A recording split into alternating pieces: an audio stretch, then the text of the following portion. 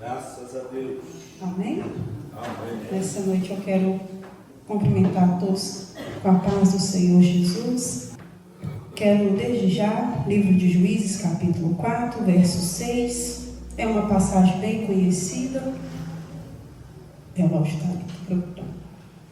Nos diz assim a palavra do Senhor. Juízes 4, capítulo 4, verso 6. Mandou ela chamar a Baraque, filho de Abinoão, de Guedes de Naphtali, e disse-lhe: porventura, o Senhor Deus de Israel não deu ordem, dizendo: vai e leva gente ao monte Tabor, e toma contigo 10.000 homens dos filhos de Naphtali e dos filhos de Zebulon, e farei ir a ti para o ribeiro de Quizon, a Cícera, comandante do exército de Jabim, com seus carros e suas tropas, e o darei nas tuas mãos. Então lhe disse Baraque: se fores comigo, irei. Porém, se não fores comigo, não irei. Tome o teu assento glorificando a Deus. A oração já foi feita. Oh Deus. O amigo do som, se quiser abaixar um pouquinho o microfone, pode ficar à vontade, que a gente começa mais devagarzinho, mas aí a voz da gente não tem muita educação não, viu, igreja? Então o irmão vai controlando aí, a gente entende daqui, amém? Livro de Juízes, a qual tomamos por base nesta noite, capítulo 4, que é uma passagem bem conhecida da igreja, e esse capítulo nos traz a versão quando Deus levanta Débora como libertadora, como juíza, como profetisa do povo de Israel. Mas enquanto eu estudava essa mensagem, o Espírito Santo, ele me fez voltar um pouco, e o Senhor começava a falar comigo algumas coisas. Eu até comentei com meu esposo vindo para cá, e ele disse: me fala. Eu falei: eu não posso te falar. Na mensagem você vai entender, né? E o Senhor me trouxe algumas revelações, e eu quero voltar um pouquinho na mensagem, para a gente entender um pouquinho sobre por que a nação de Israel ela estava desta forma. A nação de Israel, ela estava desta forma, como já começa o capítulo, nos diz que o povo havia desobedecido ao Senhor. Aí então, se a gente voltar um pouco na história, a nação de Israel, ela é uma nação que todavia ela se desviava dos caminhos. Ela era uma nação que ela percorria pelo caminho correto, mas em pouco tempo ela se esquecera do que o Senhor havia feito, e então ela se desviava do propósito que o Deus havia colocado para aquela nação prosseguir.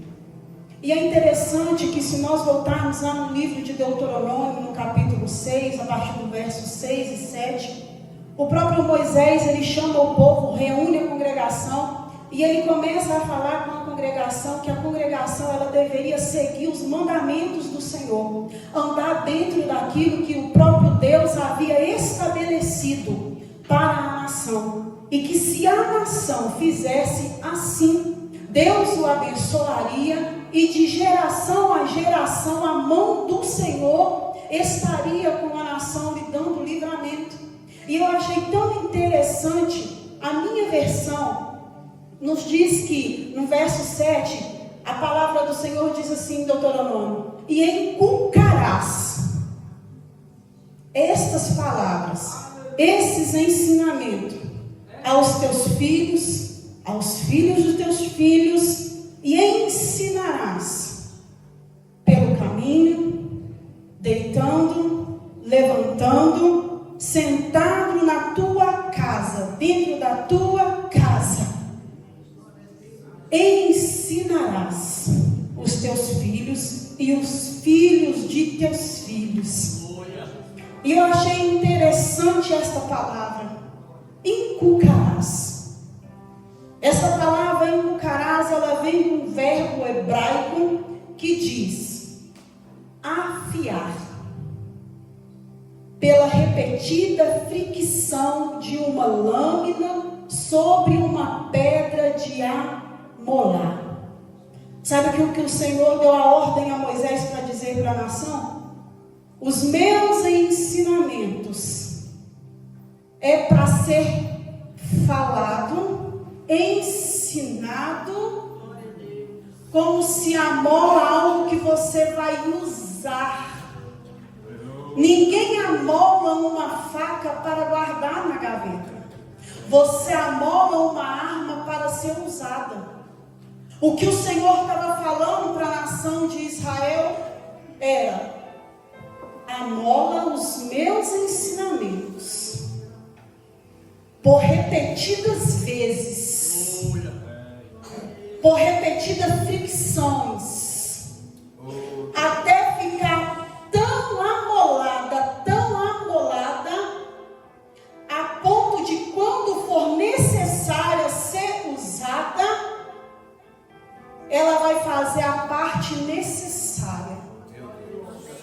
Porque usar uma arma e sem estar amolada, ela não corta, ela fere. É isso que Moisés está falando para aquela nação. Pegue os ensinamentos que o Senhor lhe deu, que o Senhor lhes ordenou, e todos os dias guarda no teu coração, a ponto de que, quando for necessário, você vai saber usar, porque vai estar a ponto de uso. Não adianta querer guardar, enferrujar e querer usar no momento errado. E a arma não está afiada. Às vezes as coisas não dão certo, porque as palavras que são faladas não estão trazendo vida, mas estão ferindo. Às vezes não estão caminhando como deveria caminhar, porque ao invés da arma estar afiada para trazer conserto, está trazendo morte. Mas é noite que vamos afiar as armas que o Senhor entregou a nós. Você crê nisso nessa noite? Você crê que Deus te trouxe aqui para afiar as suas armas? Então vai glorificando aí. Vai adorando aí. Porque Deus tem mais para nós nesta noite.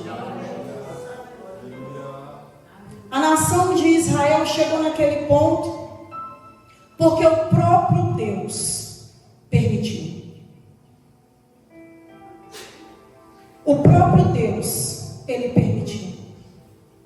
No livro de Juízes, no capítulo 2, o Senhor nos diz que, a palavra do Senhor nos diz que o povo, por desobedecer a Deus, o próprio Deus permitiu que os inimigos ficassem e permanecessem. Aí a palavra do Senhor ainda vai dizer assim, que a ira do Senhor se acendeu contra a nação de Israel. E pela ira do Senhor ter se acendido contra a nação de Israel, aí ele diz: eu não mais expulsarei nenhuma das nações. Deixarei para pôr em prova. Usarei as nações para pôr em prova o meu povo. E não mais os expulsareis de diante da minha nação. O próprio Deus permitiu com que aquelas nações permanecessem ali e se levantasse contra a nação de Israel. Sabe o que eu aprendo com isso? Que na nossa caminhada cristã, o próprio Deus, Ele permite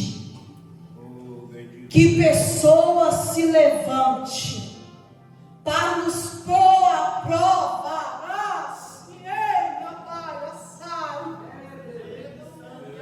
Para provar a igreja do Senhor.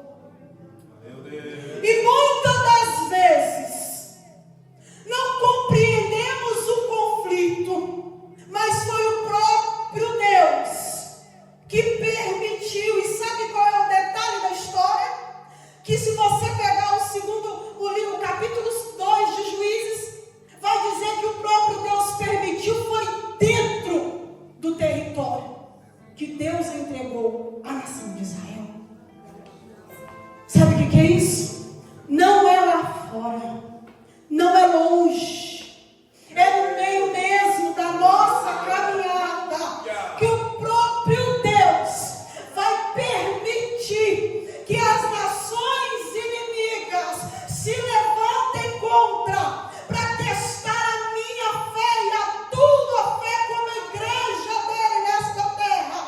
O próprio Deus é quem permite as tribulações da vida para provar a nossa fé e pôr em prova o nosso caráter cristão em Deus. Oh, aleluia! É o próprio Deus, é quem permite. Lembra de Paulo? Paulo estava aflito e eles começam a questionar o ministério de Paulo. Então Paulo usa ali primeiro aos Coríntios, Gálatas, e começa ali então falar para eles o porquê que eles estavam interrogando e podendo duvidar dos teus ministérios. Mas sabe o que eu acho interessante em tudo isso? É porque aqueles que eram para acreditar em Paulo e acreditar no teu ministério, porque eram aqueles que andavam com Jesus no meio da caminhada, foram os primeiros a se levantar. Lembra de Pedro? Pedro foi um dos primeiros a confrontar Paulo. Mas aí Paulo se levanta no final do seu ministério, ele diz: aqui estou eu só. Somente aquele que cuida das minhas feridas que está comigo. Ele está falando de Lucas, que era o médico que cuidava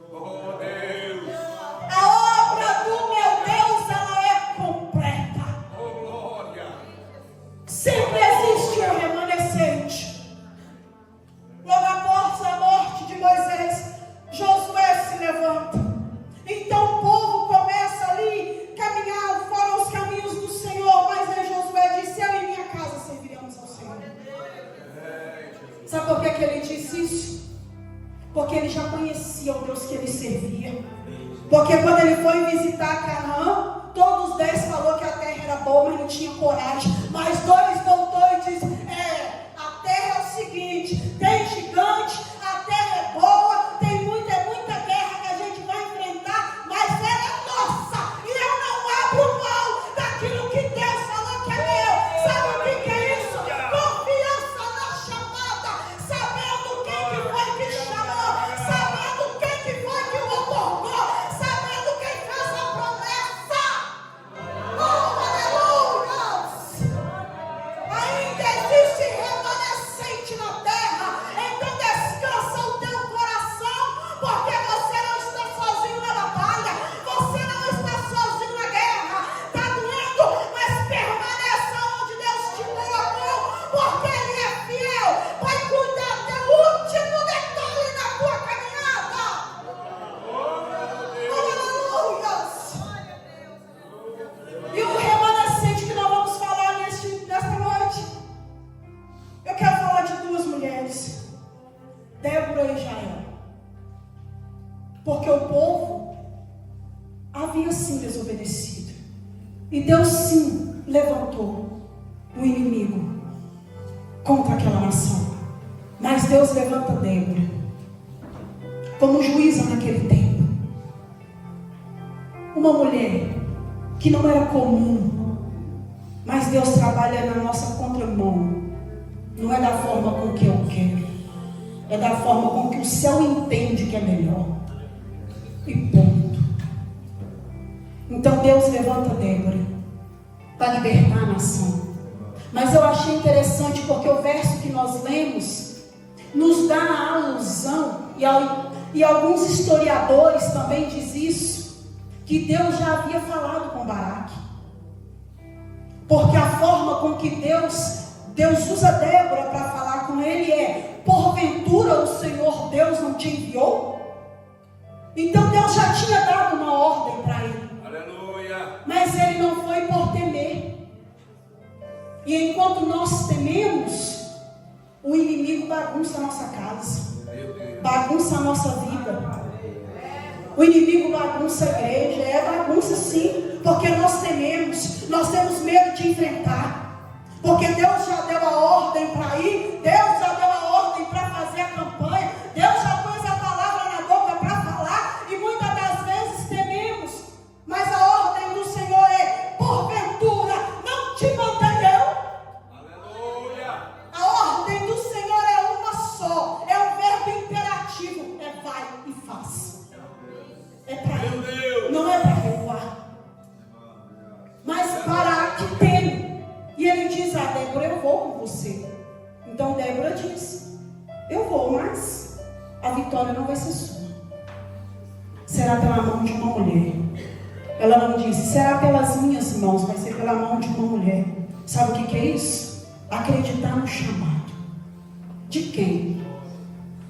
De quem está nascendo no ventre espiritual. Oh,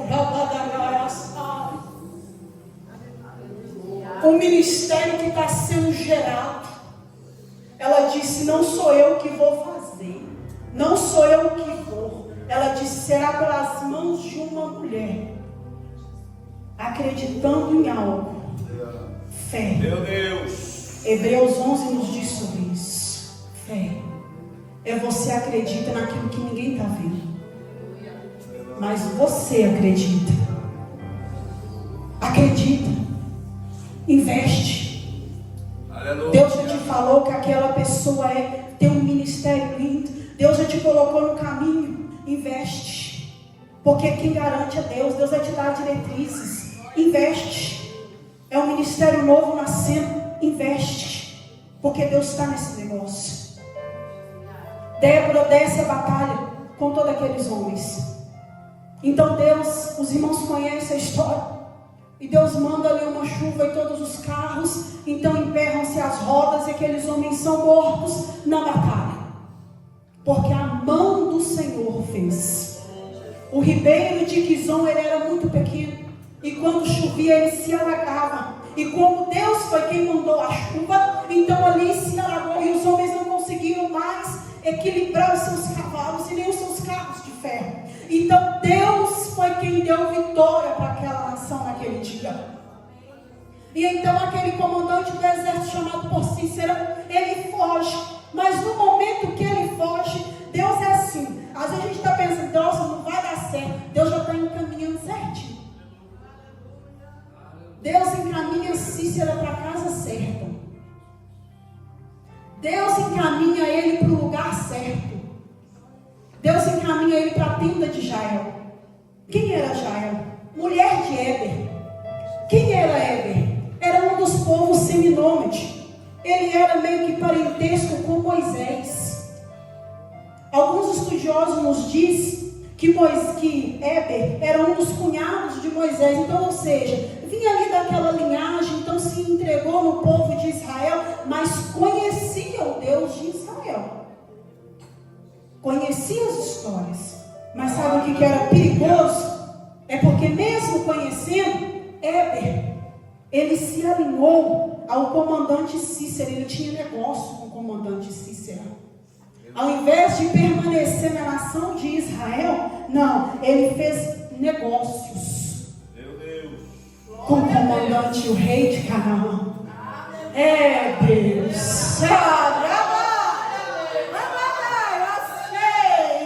Sabe o que é isso? Já sabe o caminho certo, já sabe aonde trilhar, mas está fazendo aliança com a nação inimiga, está fazendo aliança com quem não é para ser feita, está indo para caminho que não é para andar, está entrando aonde que não é para entrar, está levando para tua casa quem não é para estar lá. Ei, está fazendo caminhada com quem não é para caminhar. Deus já até falou, mas está batendo cabeça, está esperando mais o que Deus fazer.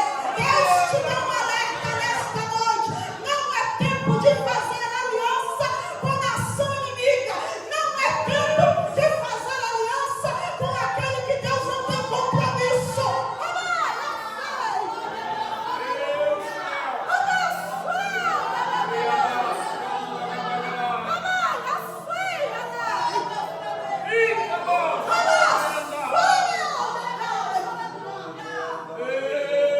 Eita, Deus de mistério! Se apruma nesta noite. Volte para a posição que o Senhor te ordenou. O campo inimigo não é para tu passear. O campo do inimigo não é para tu sentar na mesa e almoçar e jantar. O campo do inimigo não é para tu tomar café. O campo do inimigo não é nem para tu estar lá. Oh, aleluia! Já conhece o caminho da santidade. Não é necessário nem ninguém te buscar. Sei.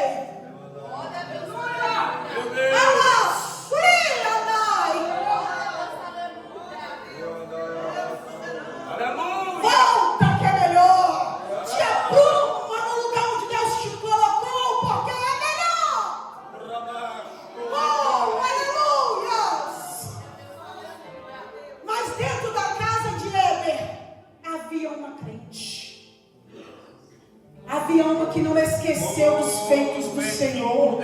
Havia uma mulher de ousadia e de autoridade. Sabe o que eu achei interessante? É porque aquilo que ela manuseou para matar Cícera era a ferramenta que ela usava constantemente. Oh, aleluias!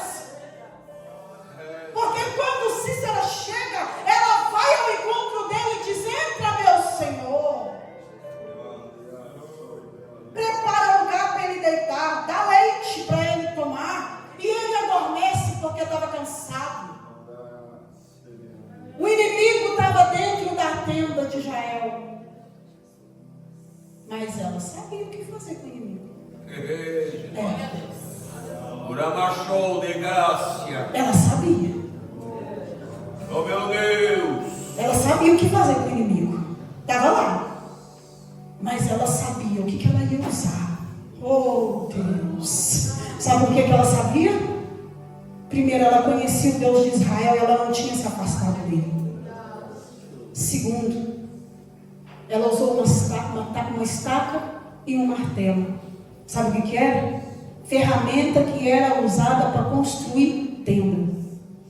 E essa ferramenta que era usada para construir tenda, as mulheres também ajudavam na construção da tenda. Sabe o que significa tenda? Construir tenda é construir abrigo, é construir guarida, é fazer muro em volta da tua casa, edificação. O que você tem feito com a arma que o Senhor te entregou? Tem afiado ela? Tem usado ela dia e noite? Ou tem encostado ela de forma que não sabe mais usar? O que você tem feito com a arma que Deus te entregou para a edificação do teu lar, para a edificação da tua casa, a edificação espiritual da tua família, da vida dos teus filhos? O que tens feito com a arma que o Senhor te entregou? Aleluias! Oh, aleluias! Ela sabia manusear a arma que estava dentro da casa dela.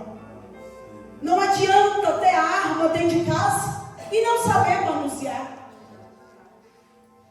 Não adianta ter a arma e guardar dentro de um baú. Não adianta ter a arma e deixar escondida. Arma é para ser usada. Arma é para ser afiada todos os dias. Oh, aleluia! E é noite de você afiar essa arma que o céu te entregou. É noite que Deus vai repreender o cansaço espiritual, vai enxertar graça e unção. É noite que o Senhor vai te colocar de pé, vai te revestir da graça e da unção, para você se colocar de novo na posição que o Senhor te colocou e levantar e guerrear pela tua casa, pela tua família, pela tua igreja, pelo ministério que Deus te entregou, pelo aquilo que o Senhor te chamou. É noite que Ele vai te levantar, vai te enxertar ânimo e graça. Oh, aleluias! Oh, aleluias! Oh, bendito Deus. E aqui eu quero falar também da nossa irmã Uda. Quem era Uda? O livro de 2 Crônicas vai nos falar um pouco, também de 2 Reis, também vai nos falar dessa mulher. Ela era uma mulher que, enquanto os reis maus passou pelo reinado, ela permaneceu naquilo que ela aprendeu. Meu Deus. Muitos se desviaram. O templo do Senhor precisava de reforma. E o povo estava cuidando e olhando para os seus bons prazeres. Mas ela permanecia naquilo que o Senhor lhe confiou. Ela e o esposo cuidavam das roupas, lavavam as roupas do sacerdote, conhecia todos os mandamentos. Ela cuidava e permaneceu. O tempo estava ruim, o templo estava destruído. Ninguém mais procurava saber qual era o caminho do Senhor. Ninguém mais estava querendo saber onde andar, o que seguir. Mas ela não, ela permaneceu naquilo que o Senhor mandou. Estava difícil, estava complicado, mas ela permaneceu, a ponto de que quando começou a reforma do templo e acharam o livro perdido, que eles começaram a ler e falaram: e agora? Não estou entendendo o que nós vamos fazer. Desce lá na casa da profetisa Uda, porque ela sabe. Pergunta para ela, pede para ela consultar o Senhor. O que faremos? De como agiremos? Como vamos fazer? E quando foram ter com ela disse: certamente Deus vai cobrar. Mas diz para o teu rei: enquanto ele estiver no reinado, ele não vai cobrar. Mas depois, Deus vai cobrar. Sabe o que eu aprendo?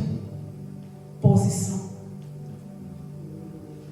Manter-se na posição. Oh, Deus. Coloca sobre os teus pés enquanto eu termino a mensagem. Bendito és o Senhor. Yes. Yes. Ó Deus fiel. Urimicanturai a sede, a cantarabagaça. Uriamando.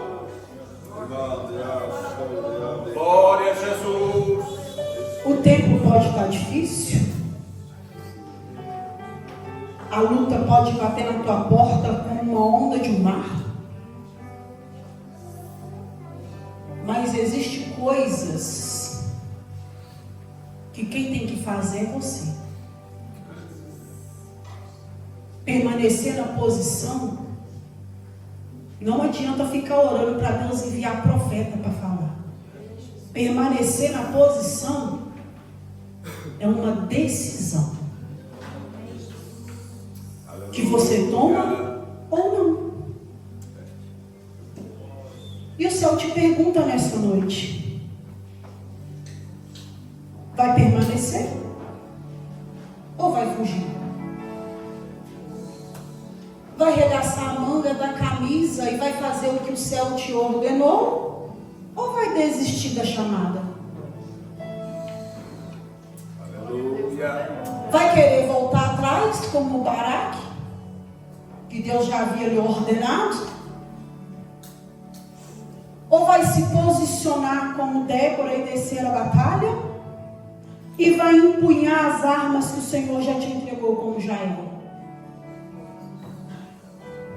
Porque não adianta você dizer para mim que vai entrar na batalha, mas está sem arma. No exército do meu Deus, Ele não alista ninguém sem arma. Não. Bendito és o Senhor. Quando o céu nos alista, porque é Ele que nos escolhe, não nós que o escolhemos, Ele já nos dá a arma para lutar. A primeira arma do crente é a oração. A segunda arma do crente é a consagração.